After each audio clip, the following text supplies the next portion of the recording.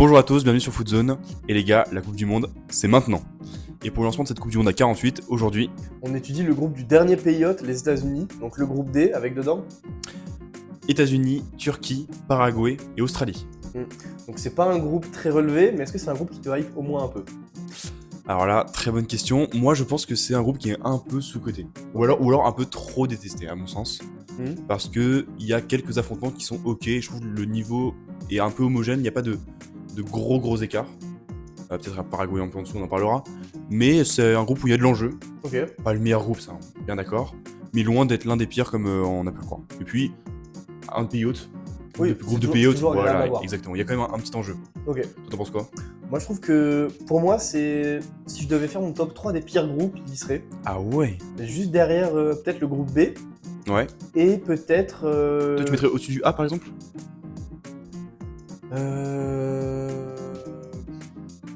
Celui-là, ouais. Ah Parce qu'il ouais. y a quand même la Turquie qui reste très très forte. Voilà, ça je suis d'accord. Par contre, pour moi, il échappe de ce pire top 3 entre guillemets, avec le groupe de la Belgique, pour moi, qui est un peu pire. Mais ça reste un groupe ok à mon sens. Est-ce qu'on commence par les États-Unis si tu veux? Ouais, bah tout à fait, le pays hôte, gros enjeu. Allez. Alors malgré l'image Malheureusement. désastreuse malheureusement des événements qui sont en train de se produire, l'équipe des États-Unis en tant que telle, franchement, plus que correct. il y a de quoi se hyper un tout petit peu.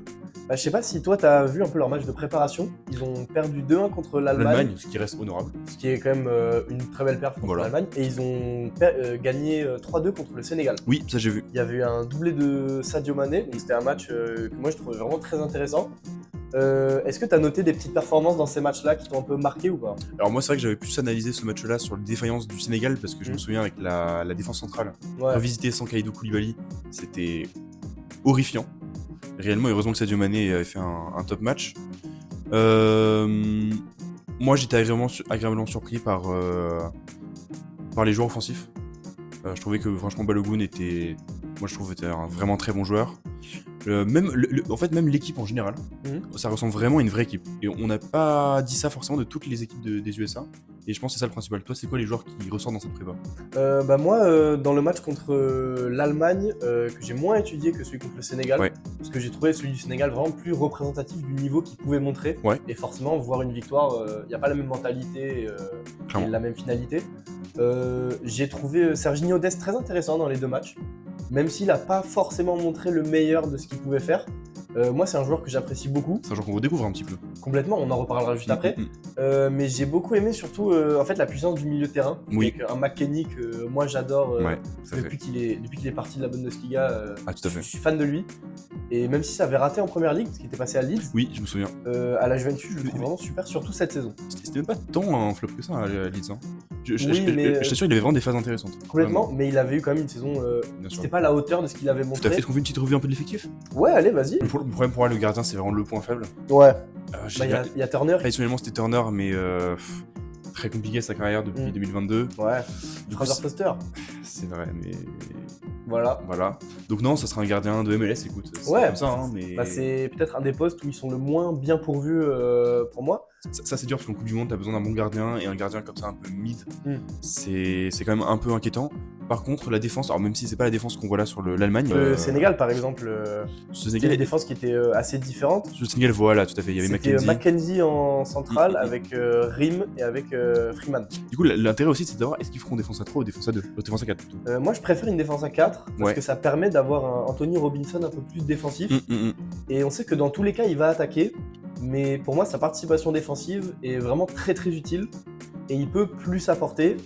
Et même si ça réussit plus pour Serginho Dest, pour moi, dans un bon rôle, Robinson apporte plus qu'un bon Serginho Dest. Ok, non, je suis complètement d'accord pour le Je sais pas coup. trop ce que t'en penses, toi. Moi, c'est aussi la question Wea. Est-ce Oui. qu'il sera piston? Est-ce qu'il sera latéral droit? Est-ce qu'il sera ailier droit? Je pense qu'il sera rien du tout. Ah ouais. Malheureusement. Alors parce que pour le coup, nous, on de l'OM évidemment, on a énormément suivi. Wea, c'est dans le top 2 des joueurs de la saison. Ouais. Avec Greenwood. À Marseille, il est très très haut. Certains disent qu'il est numéro 1, plus parce que sa mentalité est irréprochable par rapport à Greenwood. Pas du tout.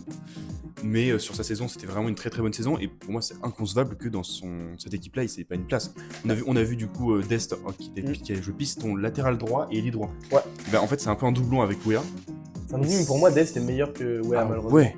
Et surtout, en fait, Dest, J'ai l'impression qu'il y a moins de gâchis dans son jeu que Wea peut avoir, ou peut-être des moments où il cède à la pression ou quoi, et où Dest, je dirais pas qu'il est plus fiable, parce que quand même, faut pas... Ouais, voilà, moi je trouve Wea justement c'est un joueur fiable. Justement. Moi ce que j'aime avec Wea c'est cette qualité physique, c'est aller-retour dans les couloirs. Ouais.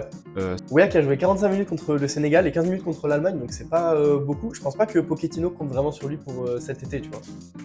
Moi je pense que c'est débattable. Et aussi ce qui est un peu, qui m'interroge, c'est le cas de Chris Richards aussi. Oui. Chris Richards qui est à mon sens le meilleur défenseur états-unien sur cette Coupe du Monde, mais il a pas vraiment joué. On a surtout vu du Mackenzie, du Rim, et ça pose la question parce que à Crystal Palace, réellement, on parlait beaucoup de Gueye et Lacroix aussi qui s'est parfaitement adapté au championnat, mais la troisième roue de cette défense à 3, c'était Chris Richards.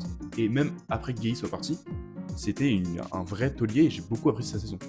Moi j'entends. Après moi j'aime beaucoup quand même avoir Rim qui sera pour moi présent quoi qu'il arrive, Ouais, peut-être dans la charnière de titulaire, et au moins pour apprendre des choses aux autres jeunes. tout à fait. Sinon il y a Mackenzie que j'aime bien, que franchement moi je trouve très intéressant. Mais surtout non, contre l'Allemagne ils avaient essayé quelque chose de différent, ils avaient mis du coup Robinson. Ouais. Donc, c'est un joueur de MLS.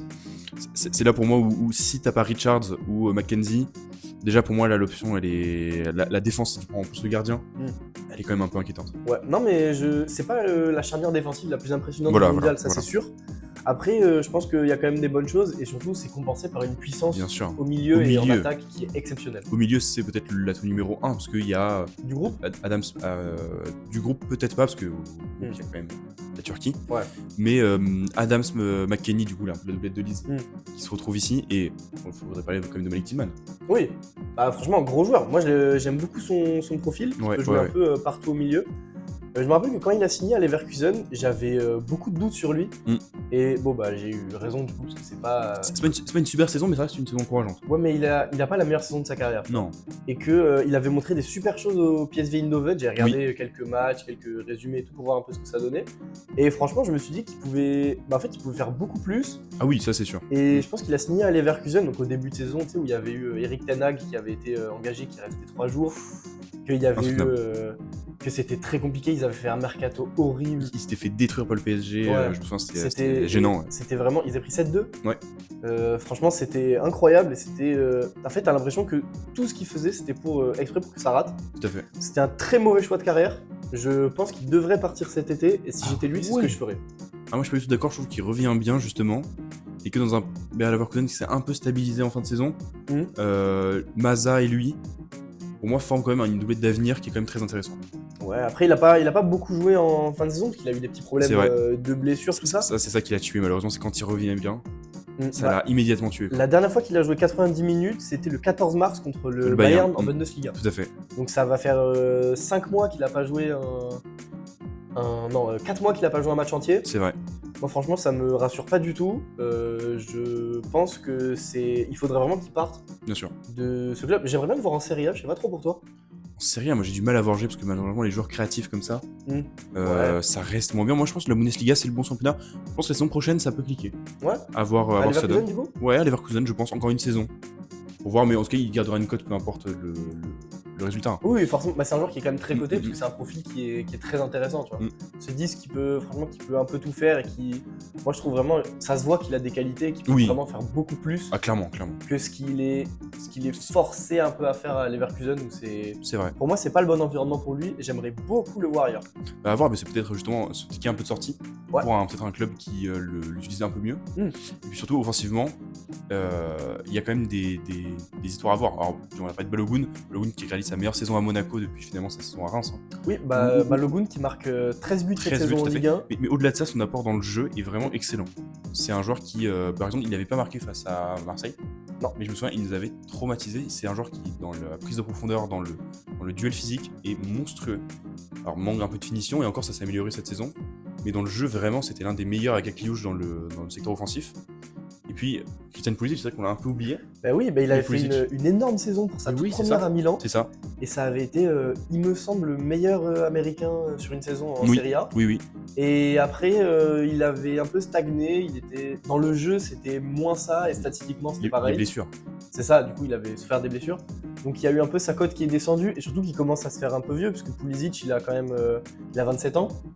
Donc, Il est censé un peu entrer dans la fleur de l'âge en fait, en finalement. fait, il est censé être au max de sa carrière. Mm, mm, mm. Donc, ça reste un talent énorme, le LeBron James du Bien foot. sûr, bien sûr. Donc, non, pour moi, il peut y avoir quand même des bonnes choses. Il fait une saison qui est plutôt qu'en Serie A. Il met 8 buts et 4 passes D. Et surtout c'est 8 buts et 4 passes D, mais il faut voir, parce qu'il y a écrit 30 matchs là, Mm.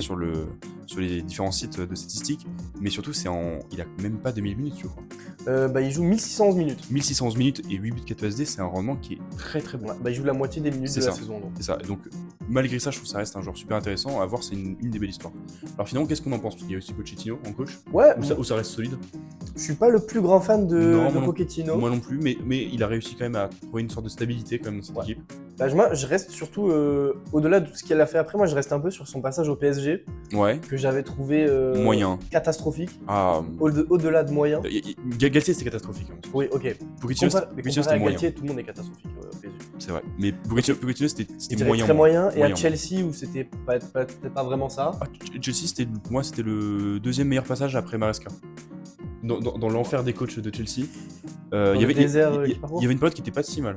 Ah ouais? Ouais, je t'assure que sous Palmer notamment, Palmer il avait sa meilleure saison sous Pochettino. C'était pas dingue, mais c'était disons que la première pierre qui allait vers l'avant. Oui. Ok, non mais j'entends, mais c'est pas un coach qui, moi, me fait Tu vraiment... vois, ah non, vibrer. alors ça pour le coup je suis C'est- entièrement d'accord. Donc non, mais c'est une équipe qu'on va suivre de toute façon, Ouais, totalement. qui me plaît beaucoup, et je pense qu'on en a encore beaucoup à voir. Tout à fait. Et où est-ce que tu les mettrais finalement dans ce groupe? Tu les passerais où? Dans ce groupe, Australie, Paraguay, Paraguay. Turquie, moi je les mettrais deuxième. Deuxième, ouais, je pense que c'est leur Deuxième, place, je suis et d'accord. possiblement troisième s'ils perdent contre l'Australie. Ah ouais. Ouais. Moi je les vois quand même solide deuxième, je les vois Mhm. presque sur un match Mhm. où tu sais presque si Yildiz n'est pas encore revenu, il y a un monde où pour moi ils peuvent prendre cette première place. Moi c'est plus J'entends. dans ça, mais disons que réalistiquement on va plutôt leur donner la deuxième place. Je suis Ouais. d'accord. Mais je pense qu'il y a encore beaucoup à voir, et non, franchement, j'ai hâte de voir ce qui peut se passer. Parfait. Ouais, je te propose de passer à l'Australie du coup. L'Australie, vas-y, toi, parfait. Donc l'Australie, en match de préparation, ils ont perdu 1-0 contre le Mexique, et ils ont fait 1-1 contre la Suisse, avec un but de Tete Yengi pour sa toute première sélection. Ça j'ai vu, c'est une belle histoire. Je sais pas si tu l'as suivi un peu, c'est un joueur qui joue au Machida Zelvia au Japon. Oui. Donc c'est un peu un joueur perdu. Ah mais c'est une histoire de dingue. Ah oui, complètement. Et c'est le but, bon, c'est pas un but spectaculaire, c'est un vieux tapine qui est pas très beau à voir, mais c'est quand même un beau but.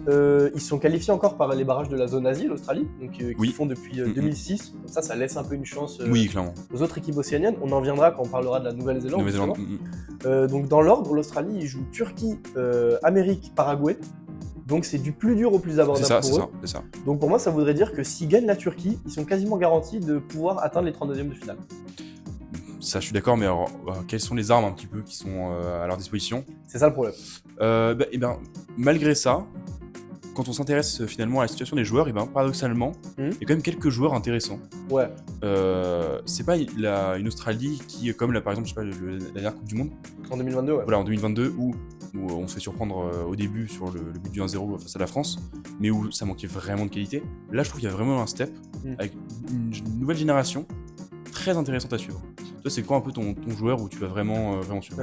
Moi, j'avais noté Color Metcalf, qui est un ailier de Saint-Pauli, donc Ah ouais. qui joue au même club que Jackson Irvine. Quelque chose, il verra, tout à fait. Jackson Irvine qui Je aura connais pas du tout. malheureusement pas le même rôle qu'en 2022, mais Metcalf, moi j'en attends beaucoup de lui. Il fait un très bon match en sortie de banc contre la Suisse. Ouais. Je sais pas si tu as un peu beaucoup regardé ce match. Non, pas trop. Il y a plusieurs performances qui m'ont beaucoup séduit, et je Vas-y. vais t'en parler juste après, j'ai un deuxième joueur. En fait, c'est vraiment un match nul où ils ont pas du tout démérité, et où, au-delà de jouer avec leurs armes, ils ont quand même mis la Suisse en danger. Tu vois. Oui, c'est vrai, c'est vrai. Et où c'est plus inquiétant pour la Suisse que, je dirais, rassurant peut-être pour l'Australie. Ouais, je comprends, mais pour le coup, les matchs de préparation face à Mexique et Suisse, ça reste des équipes qui sont très bonnes. Des mondialistes, surtout. Voilà, tout à fait. Donc Oui. franchement, les résultats, en tout cas, c'est pas une équipe qui sera facile à battre. Je pense C'est que ça, et le- c'est pas des résultats inquiétants. Tout à fait. Et mon deuxième joueur, c'était Nestori Irankunda. Bien sûr, ça Forcément, ça pour les joueurs de Ça- FM, bien sûr. Ah ça, oui, c'est énorme. C'est une promesse de fou. Donc c'est un milieu offensif de Watford Oui. de 20 ans. Et je me rappelle, dans le match contre la Suisse, il avait tenté une frappe de loin, Ah, mais un missile, et il fracasse la barre. il met des buts, je sais pas si tu vois, il y a certains petits bouffons qui sont basés sur les réseaux, Mm. mais il a une frappe de balle, mais c'est un fou. Il me fait penser presque un peu dans ses frappes à Hendrick. Dans le sens, il tente des trucs impossibles. Ouais, mais il avec tente de loin dès qu'il a la balle. Mais avec un pied bien meilleur, quoi, bien sûr. Mais surtout, mais en fait, moi vraiment, ce qui m'avait choqué, c'est que genre, tu sais, la carrure du mec, Ouais. qu'il arrive, t'as un frigo qui se déplace et qui fait des frappes de 40 mètres. Ah, il est tellement rapide. Et ouais, c'est ça. C'est genre. Et mais il est ultra imposant, c'est énorme. Et donc, non, vraiment, c'est. Il y a quand même des déchets dans son jeu que j'ai noté. Parce Oui, que mais forcément, il est très jeune, il a 20 ans, j'ai vu. Il a 20 ans. Mm. Il est très jeune et ça reste un joueur de l'Australie. Tu peux le chip. Surtout. Donc, non, mais il y a des déchets, il y a des trucs à améliorer forcément. Je l'ai trouvé très, très, très intéressant et je pense que je vais beaucoup le suivre, surtout lui. Ok, bah moi pour le coup, j'avais. Enfin, évidemment, Irangunda, ça va être Mm. un des joueurs, le joueur offensif à suivre. Le plus hypant en tout cas. Voilà, de cette équipe. clairement. Mais moi, défensivement, paradoxalement, il y a deux joueurs qui ressortent vraiment. Mhm. Alors, un qui est peut-être un peu moins connu que si c'est Boss, qui joue au Feyenoord. Ok. Après, pas titulaire, mais surtout, moi, la révélation de cette saison, un joueur que je découvre complètement avec Parme, Alessandro Circati, Oui. qui a 22 ans et qui fait une vraie saison, très très bonne saison avec Parme. Défenseur très solide de Serie A. Alors, je mentirais en disant que j'ai beaucoup regardé des matchs, mais sur les statistiques et sur les résultats, sur ses notes, il semble vraiment être installé dans une équipe, alors ça, de Batalo de Serie A, mais en tant que vrai bon défenseur de Serie A. Donc ce qui fait que malgré ça, en fait, ça reste une équipe plutôt équilibrée, finalement. Oui, mais c'est à tous les niveaux, il n'y a pas de, C'est y a ça. aucune performance où c'est vraiment en dessous. Voilà, tout à fait. Et il n'y a pas un joueur star sur lequel on compte pour porter l'équipe. Non, mais en tout cas, ça reste une équipe solide, soudée. C'est ça. Moi, c'est une équipe qui surtout m'intéresse beaucoup Oui. de ce qu'on avait vu déjà dans les années 2000 et 2010 où c'était une énorme équipe avec Archie Thompson et Tim Cahill par exemple. Mais oui, non, c'est franchement, c'est une équipe qui m'intéresse beaucoup. Et je sais pas toi, mais moi j'ai vraiment hâte de voir ce que ça peut donner. Hâte de voir, moi je pense, de toute façon, ça reste l'Australie. Moi je les vois 3ème personnellement de ce groupe, solidement installés, avec peut-être une victoire convaincante contre le Paraguay. Pourquoi poser des problèmes soit à la Turquie, soit aux USA, Soit aux deux. Soit On aux n'est deux, pas à pourquoi l'abri pas. d'une surprise. Tout à fait. De toute façon, comme on va le faire avec beaucoup d'équipes, avec ce format-là, s'ils arrivent en 32ème, C'est déjà incroyable. ce sera réussi. Voilà, Complètement. complètement. Donc ouais, je te propose de passer à la prochaine équipe, du coup le Paraguay. Paraguay, moi je vais te dire, c'est bon, évidemment le 4ème du groupe. C'est pas, Malheureusement. c'est pas l'une des pires équipes du mondial, de Ouais. très très loin. Maintenant, pour moi, le gros problème, c'est Enciso. Enciso, moi qui faisais une superbe deuxième partie de saison à Strasbourg, deuxième meilleur dribbleur en termes de dribble réussi de Ligue 1, et malheureusement, tu perds ton meilleur joueur Bah, j'ai avant vu, la il Coupe du Monde, s'est c'est tragique. blessé contre le Nicaragua. C'est terrible ça. C'est horrible, mais surtout au-delà de ça, le match qu'il faisait, Ouais. c'était énorme. Ah vraiment. Parce que c'était le Paraguay, ils ont fait une défaite 2-1 contre le Maroc, donc que moi j'ai regardé, qui est franchement très très cool. Très honorable, ouais. bien Qui sûr. est un football que j'avais trouvé offensif et où au-delà de jouer avec leurs armes, vraiment ils jouent bien, ils posent des problèmes au Maroc, qui est une très très grosse Ah, équipe. bah, franchement, quand on a vu ce qu'ils ont fait à la Norvège, c'est quand même très encourageant. Complètement, et j'avais noté une super perf de Caceres, le latéral droit, et du coup Enciso qu'on verra pas. Mais oui, non, franchement c'est dommage. Je sais pas si t'avais noté un autre joueur toi pour cette équipe du Paraguay. Je pense qu'on a le même, malheureusement, c'est le seul qui joue un peu dans un club à haute exposition, c'est Diego Gomez. C'est marrant. Je me souviens qu'il avait marqué un triplé, alors c'était soit en FA Cup dans les premiers tours, bon, après ça restait contre une équipe mineure. Il a fait malgré tout quelques entrées intéressantes, des fois titulaires, pas mauvais. Sincèrement, ça reste un talent à polir. On sait je pense que Brighton, c'est vraiment le club où il peut s'épanouir. Talent un peu méconnu, mais c'est en tout cas avec la blessure de Enciso, c'est sur lui qu'il va reposer quasiment l'intégralité des offensives de son équipe. De la puissance offensive de cette équipe qui est quand même très très faible. Le Paraguay dans l'ordre, ils font États-Unis, Turquie, Australie. Donc ça va être dur. Ouais. Moi pour le coup, c'est un programme que je trouve très compliqué pour l'équipe la plus faible de ce groupe. Tout à fait. Je les vois peut-être même pas prendre un point. Moi je suis assez d'accord. Moi je les vois pas démérités. Pas de grosses défaites, pas de claques. Mais malheureusement en fait le niveau est trop malheureusement. C'est peut-être la marche est trop haute pour eux et c'est leur 9ème participation en Coupe du Monde quand même. Non c'est ça, mais surtout qu'ils soient là déjà, c'est pas mal. C'est ça. Ils ont quand même fait un quart de finale en 2010. Ils se sont fait sortir 1-0 contre l'Espagne. Ah oui, c'est vrai. C'était le plus vainqueur du coup. C'est vrai. Donc, c'était une belle génération. Et même, je me rappelle qu'en 98, ils avaient joué contre la France avec Chilavert qui avait fait une énorme performance. C'est vrai. Donc, c'est quand même une équipe, peut-être pas une équipe de Coupe du Monde, mais ça reste quelqu'un. Une équipe correcte, voilà. Ouais, c'est ça, c'est une équipe correcte. Sinon, pour Diego Gomez, il a quand même marqué 10 buts toutes compétitions confondues cette saison. Voilà, sa première saison complète à Brighton. Il y a quand même la moitié qui sont dans des coupes mineures quand même. Donc, ça reste plutôt. Ça reste ok. Encourageant, un joueur de 23 ans. 23 ans. Il peut montrer beaucoup plus, il est déjà valorisé à 25 millions. Moi je trouve ça franchement intéressant et je pense qu'on en verra plus peut-être. Bien sûr. Je te propose de passer du coup à la Turquie. Pour finir ce groupe. La Turquie, dans l'ordre, ils font Australie, Paraguay, États-Unis. Ouais. Donc c'est en milieu inverse. C'est ça. Je pense qu'ils n'auront pas beaucoup de problèmes dans ce groupe, pour moi. Que surtout déjà en match de préparation, J'ai regardé, ils ont fait un 4-0 contre la Macédoine du Nord, Mm. où c'était Un massacre. une domination, une hécatombe, Mm. où j'ai noté, ils jouent comme des affamés, et ils ont fait un 2-1 contre le Venezuela. Donc c'est peut-être moins séduisant, mais surtout c'est ce 4-0 contre la Macédoine du Nord que j'ai regardé, où c'est en fait un jeu attractif, où ça court de partout, ça joue bien, ça combine bien et tout. La Macédoine du Nord, c'est la Macédoine du Nord, certes, mais ça reste pour moi très encourageant. Et bon, les voir sortir de les poules, ça me surprendrait pas. Oui, clairement. Je pense qu'ils peuvent sortir de la poule sans grande difficulté. Forcément. Je pense que le match face aux USA sera plus serré que ce qu'on croit, parce que ça reste deux équipes qui, sur le papier, sont quand même assez complètes et avec de très bons joueurs.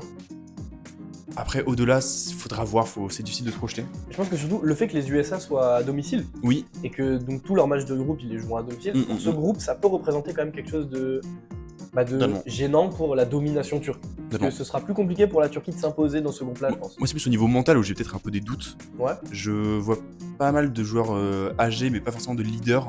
Mhm. Et mentalement, pour moi, sur un temps faible, ils peuvent vraiment douiller. Et surtout, la grosse star Yildiz est blessée. Yildiz, alors, qui était, selon certains suiveurs, le meilleur joueur de la Juventus sans aucun Évidemment. débat. Certains le disaient même meilleur joueur de Serie A. Pour se dire à quel point il portait vraiment Ouais. l'animation offensive de cette Tu l'aurais équipe de la mis toi Juve. dans tes meilleurs joueurs de Serie A? Moi, je le mets dans le top 3, je pense, avec Nico Paz. Et il y avait Modric aussi, mais qui s'est un peu éteint. Il était vraiment dans cette caste très fermée, top 5. Mais beaucoup le mettent dans un top 3 et je pense que c'est totalement mérité. Oui. Oui, non, mais franchement, et ce serait son premier tournoi majeur avec son pays. Donc C'est vrai, c'est vrai, c'est vrai. Il a joué l'Euro 2024 pour la Turquie. On avait vu des très belles choses d'ailleurs. Ah, superbe. Non, mais moi j'avais trouvé ça. Franchement, ça changeait de l'Euro 2020 où ils avaient montré un visage complètement presque ridicule. Oui, clairement. Et de la Coupe du Monde 2022 où les ils ne sont attentes. pas qualifiés. Voilà. Donc, non, mais j'ai trouvé ça super.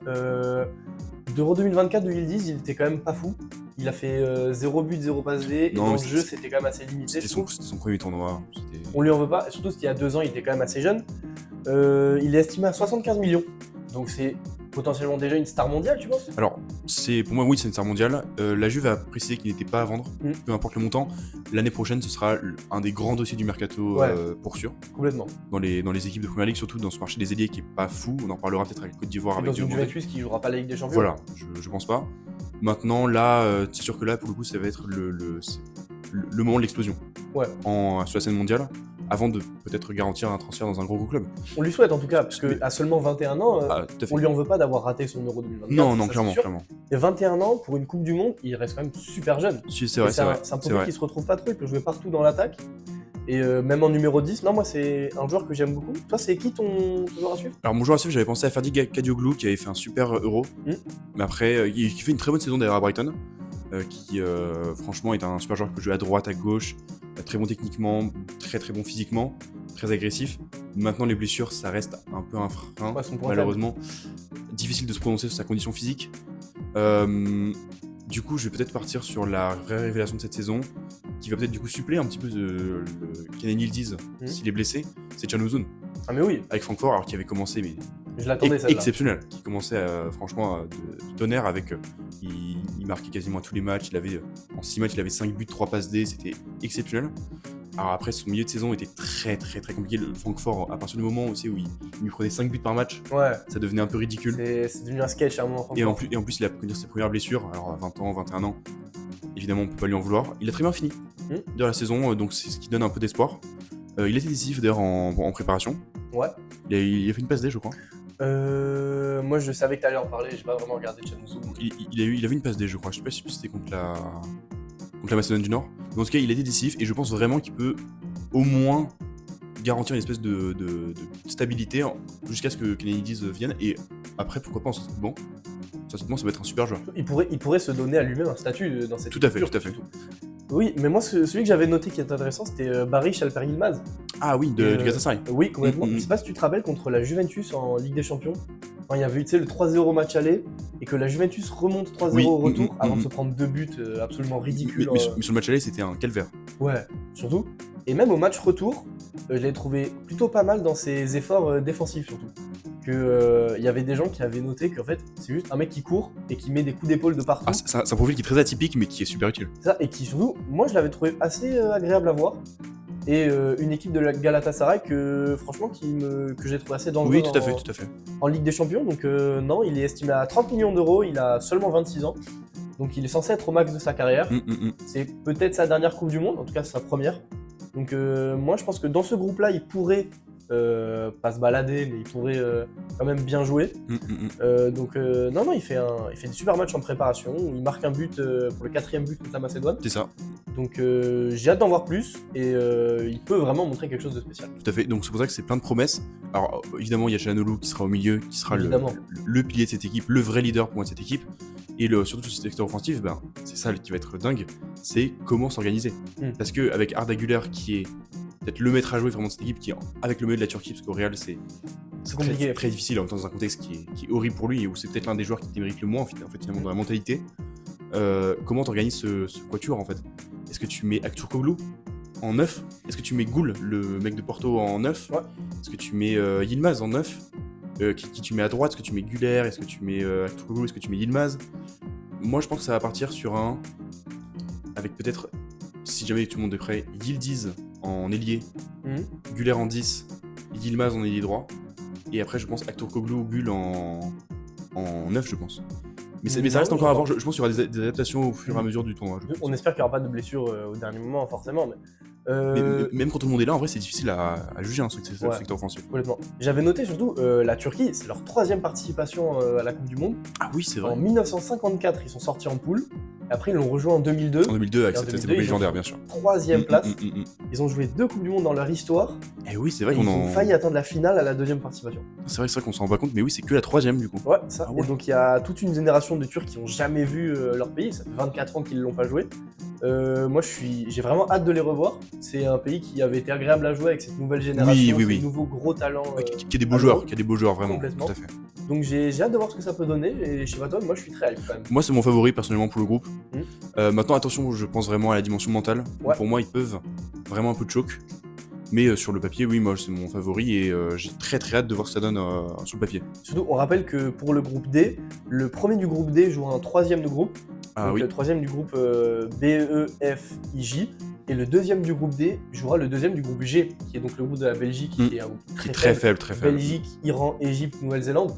Donc, est-ce que tu penses que le 2e de ce groupe pourrait potentiellement avoir une qualification gratuite en 16e de finale? Ah, pour le coup, ce groupe-là, il a été très bien choisi parce que vraiment, les premiers et 2e de groupe peuvent vraiment espérer déjà un 8e, ce serait exceptionnel, mais simplement avancer dans ce tableau et atteindre des sommets vraiment. On peut même imaginer, parce qu'à un moment donné, ça croise aussi un peu le groupe du Japon, je crois. Je crois, ouais. Ça peut aller presque dans un quart, quoi. Parce que cette partie du tableau-là est plutôt faible par rapport aux autres. Tu verrais la Turquie en quart de finale de la Coupe du Monde? Ils peuvent l'espérer. Maintenant, je sais pas s'ils ont la maturité nécessaire pour y aller. Mais écoute, pour un retour de Coupe du Monde, s'ils atteignent disons un 8e, ce sera réussi à mon sens. Bah justement, ce serait quoi toi ta prédiction, grande prédiction pour ce groupe? Ma prédiction pour ce groupe, j'avoue j'ai hésité en fait. Ma prédiction de base c'était les États-Unis premiers. Ouais, ah ouais. Ouais, en fait ma raison me dit l'ordre logique ce serait quand même Turquie, États-Unis. Mais j'ai vraiment envie de croire en cette équipe des États-Unis et moi je vais dire États-Unis premiers. Ok, bah franchement, je suis pas d'accord. Ouais, totalement. Donc évidemment, moi j'ai mis que la Turquie va leur rouler dessus. Ah ouais. Pour moi, la Turquie va faire qu'une bouchée de ce groupe. Même les États-Unis, tu vois un match 2-0 sec. Plus que 2-0. Moi, très honnêtement, je vois la Turquie leur faire du sale. Ah ouais, bah... Moi, ça va être choquant. Le Paraguay, ils vont en faire qu'une bouchée.